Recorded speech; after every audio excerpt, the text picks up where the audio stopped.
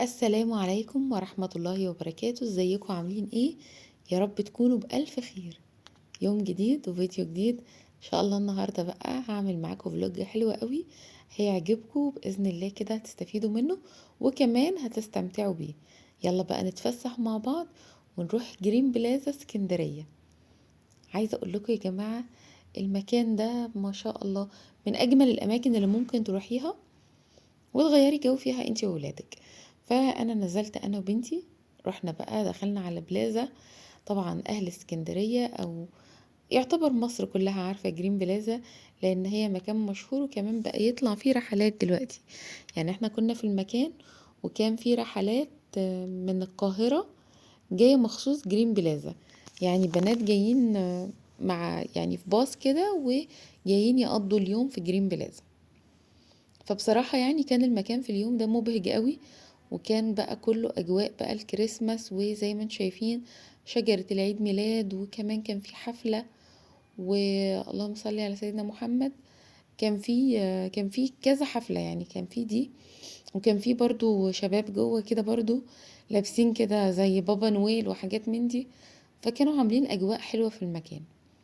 عارفين ان جرين بلازا مشهورة في الايام بتاعة الكريسماس دي، او في اعياد السنة، خلينا نقول عيد السنة او الاحتفال بسنة جديدة. لان احنا عندنا الاعياد بتاعتنا هو عيد الفطر والعيد الاضحى، لكن احنا بنحتفل بمرور سنة جديدة. سنة جديدة مرت علينا، سنة جديدة حلوة بكل تفاصيلها، بكل اللي حصل فيها.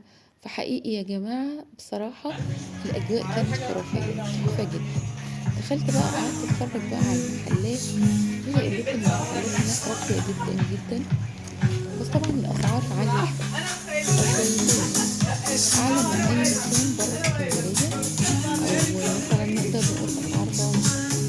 يعني أغلى بنسبة مثلا ايه، حوالي 50%، لأن فعلا الأسعار أغلى من بره. لكن خامات رهيبة يا جماعة، رهيبة رهيبة رهيبة. دخلنا ديفاكتو، دخلنا اللهم صل على النبي زارة، لا ما دخلناش زارة، دخلنا ديفاكتو، دخلنا بس فورمال قوي. توميتو. كلها براندات بقى. انتوا عارفين برضو الأماكن دي يعني براندات عالية يعني شوية. فهقول لكم على الاسعار. بصوا حاجه زي كده، شنطه زي كده كانت حاجه زي دي عامله حوالي 1000 جنيه تقريبا كده. السودا كانت عامله 1000 جنيه. بس بسيطة كده، فاهمة؟ هي بصوا الستايل ده كان قديم قوي، اللي فيه شراشيب ده، رخمة قوي. بس راجع موضه تاني.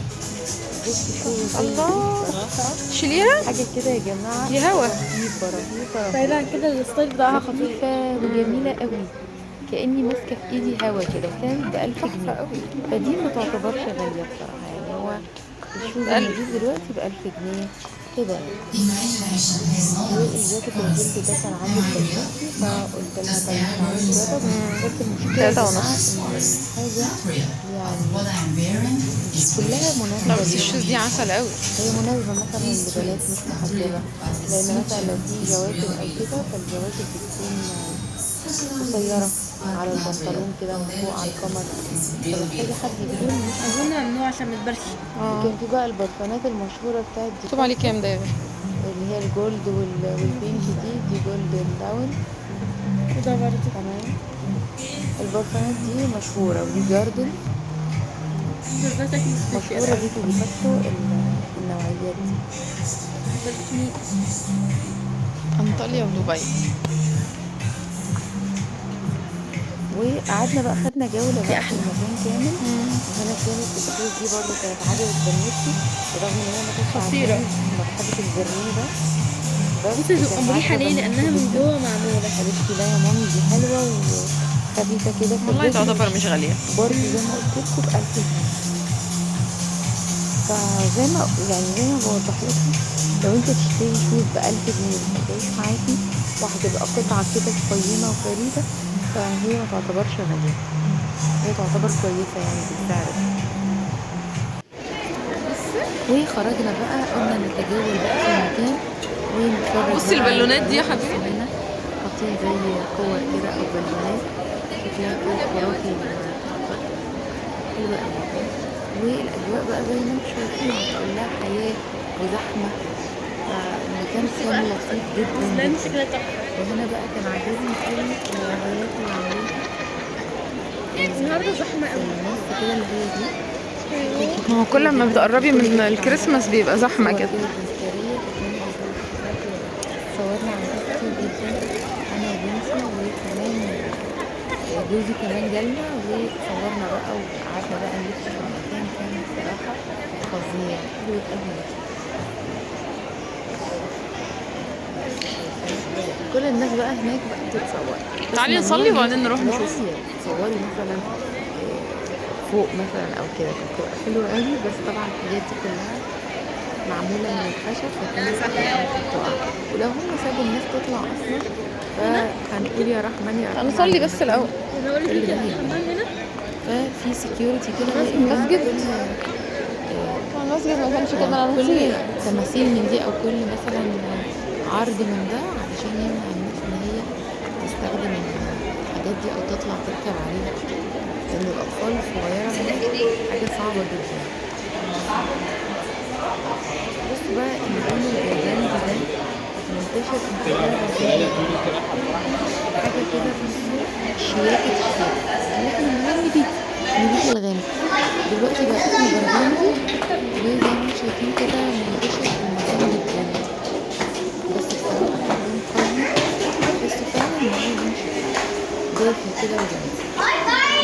اخدنا جولتنا بقى تحت، وبعدين اخدنا بعضنا وطلعنا فوق في الدور اللي فوق. كنا عايزين نروح للباب ستور، كنا عايزين نجيب سليبر، لان كانت بنوتي تعبت من الشوزة بتاعتها، فروحت اشتريت لها واحد ولبسته وقلعت الشوز. لان المكان بقى من اللف احنا متوقعناش ان احنا هنلف اللف الكتير ده، فالمكان مع اللف وكده فتحسي ان رجليكي وجعتك.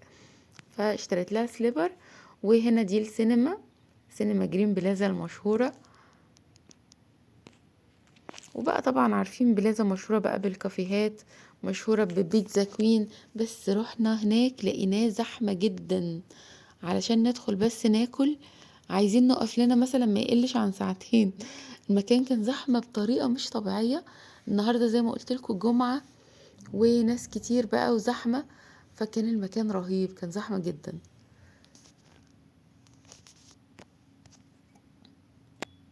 ده الدور اللي فوق، معظم الناس متركزة تحت عشان الأجواء بقى بتاعت راس السنة، فكان معظم الناس تحت.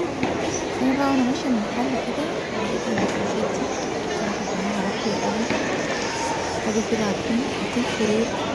بصوا بقى عامل ازاي، جميل بجد.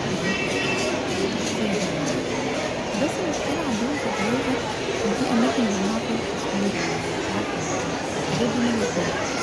أنا أقول لك لأ ممنوع. فصورتكم على قد ما أقدر كده في العسكرية دي.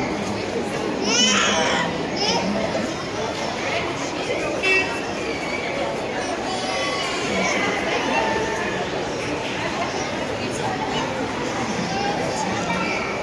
كده بقى هختم معاكم الفيديو وخليكم مع السلامة.